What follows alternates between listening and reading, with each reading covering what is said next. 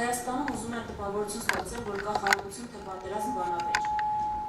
Հայաստանում խաղաղություն ու պատերազմ բանավեճ չկա։ Երկրորդ կողմը այդ բանավեճը չկա։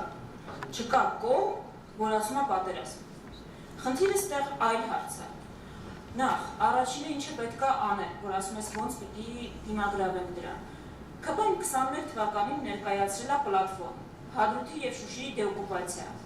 Մնացած քանի դպրոց կսարքեն եւ այլ չեմ ասում։ Հիմա ներկայացնում է պլատֆորմ խաղաղության։ Այն պլատֆորմը արել է, որ ես մեկը անի։ Այն պլատֆորմի քանի տոկոսն արել, որ ես մի պլատֆորմը, խաղաղության պլատֆորմը առաջինը անի։ Առաջինն է դիսկրեդիտացնել իրենց պլատֆորմը։ Իրենք ոչինչ չեն արել իրենց խոստումներից, նույնն էլ հիմա ինչ-որ խոստումը տալիս են։ Երկրորդ բանը, Հայաստանը վերջին անգամ, ոչ միայն Հայաստանում չկա որևէ քաղաքական ուժ, որ ասում է պատերազմ։ Հայաստանը վերջին անգամ պատերազմ երբ է սանձազերծել, ընկերներ ջան։ Տիգրան Մեծի ժամանակ, երբ ենք մենք պատերազմ ընդհանրապես հայտարարել։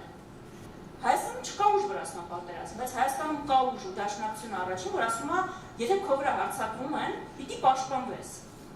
Իսկ ինչ է իրանց առաջարկը։ Այսինքն, որ տունդ մտնում են, սպառնում են քեզ մորթը, ինչ պիտի անես, ձեռքերդ վերը բարձրացնես, մենք դա երբեք չենք առաջարկել։ Մենք առաջարկում ենք շատ պարզ պաշտպանվել, ու դա է խաղաղության հիմքը։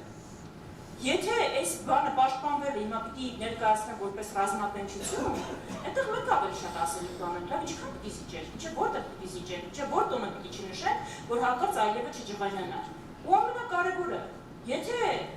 այդ մեր գործողություններից այլևս ջղայնանալը կախված, այսինքն Արցախը տան, որ հանգիստ ապրենք, բա հիմա ինչ գործ ունեն Հայաստանում, Հայաստանի սահմանություն չեն բանում, այսինքն իրանք 7 տարի ապացուցեցին, որ այն քաղաքականությունը, որով իրենք որդեգրել են, դա է բերում պատերազմ, հարձակում ու նոր պահանջներ։ Այսինքն դու քո տարիքիցների հետ որ խոսես, կարես ասես, դա փորձել ենք 7 տարի, դա բերել է ավելի վատ վիճակ, քո տունը հիմա չկա, քո նկատունեմ, չես ուզում ունես լինի, որ դիմացին դել չլինի։ Ուրեմն ուրիշ բան պիտի փորձենք, անհնար է անել 10-րդ կարի նույն բանը այլ արդյունքի սպասել։ Այսինքն այն ճանապարհը, որը իրենք առաջարկել են, ապացուցված մեզ վեր է հասցրել այնտեղ, որ մենք հիմա սահմանադրության փոխելու հարկադրանքի տակ ենք։ Եթե շարունակենք, կբերի կհանգեցնի այնտեղ, որտեղ Արցախում ենք, այսինքն գերեզմանային խաղաղության։ Արևմտյան Հայաստանում էլ հիմա խաղաղ, Արցախում էլ խաղաղ է, առանց հայերի։ Մենք ուզում ենք հայեր ապրել Հայաստանում, դրա համար առաջարկում պաշտպանվածություն, այսինքն առաջին քայլը բացատրել, որ այն ճանապարհը, որ մեզ առաջարկում են, գերեզման է տանում, երկրորդը, որ եթե այլ արդյունք ենք սպասում, պիտի անենք այն, ինչը, այսինքն ուրիշ բան պիտի անենք, քան մեզ առաջարկում են,